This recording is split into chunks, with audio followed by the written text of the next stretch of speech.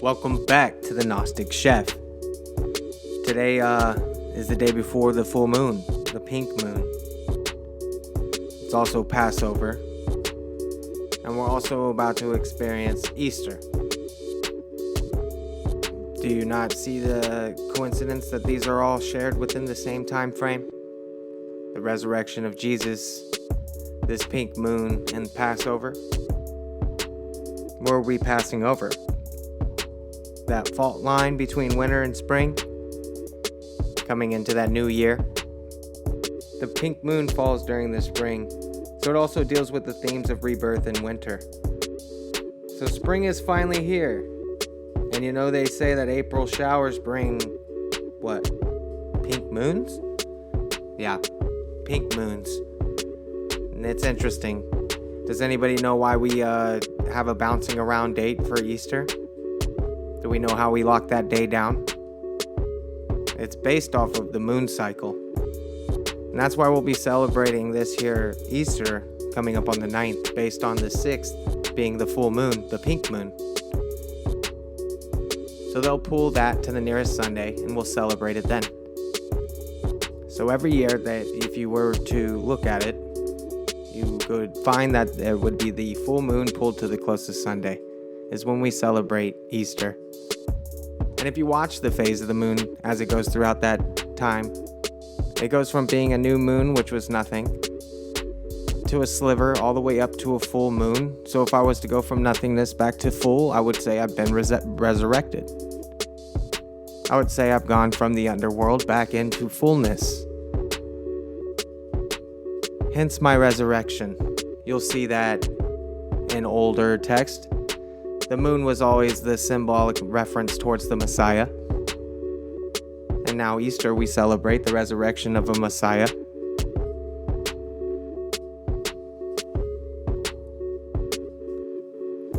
I think it's a beautiful coincidence, if you want to call it that. I think that whether or not you subscribe to certain beliefs or ideas, as long as you're allowed to keep an open mind and to look around and to see that there are some things that line up, as above, so below. Anybody telling you about these luminaries and stars above that have no purpose or meaning to you are obviously maybe so lost inside their own realm that they can't look outside.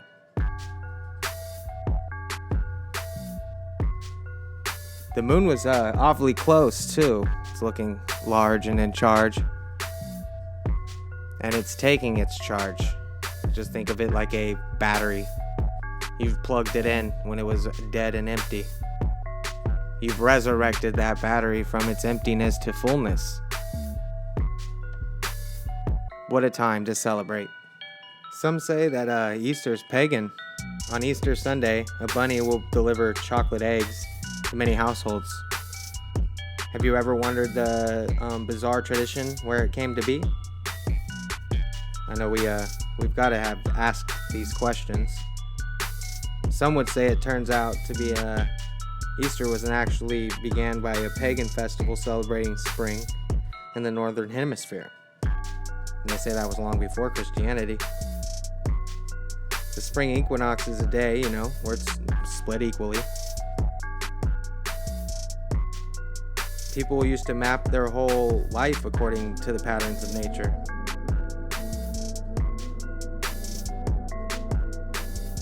Easter's changing date. There's some information for this. In 325 AD, allegedly, the first major church council, the Council of Nicaea, determined that Easter should fall on the Sunday following the full moon. So this was done at the temple of the Council of Nicaea. Allegedly, at least. If you're believing history that's handed to you, at least observationally, I could see that the moon is full, and we are going to celebrate Easter on Sunday. So regardless of the date and time, I know that's happening. They say it has to do with some goddess, Esther, I believe was the name, but a lot of people refute that. I'm not interested in any of the real stories behind it, to be honest. It's just the actuality behind it. Going out and visually seeing these things. understanding that my trees are all coming with new flowers, getting ready for that rebirth. I mean, this resurrection from the death that I've watched over the winter is beautiful. Why would I not celebrate it? Passing over into that new life. Hence today.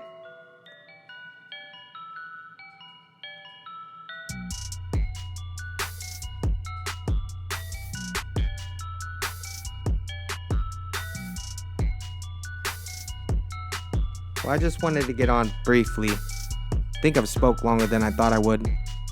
I was just trying to see if y'all noticed that we have the full moon tonight, the pink moon, like I said. And that moon is a symbol for rebirth. So, I'll leave you with that. And I appreciate you stopping in, of course.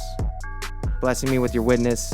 And if I could send blessings on your journey, I hope I'm able to do so. And I'm just here waiting to see if you can get all of your blessings out of all of your troubles and strife. So thank you. And enjoy.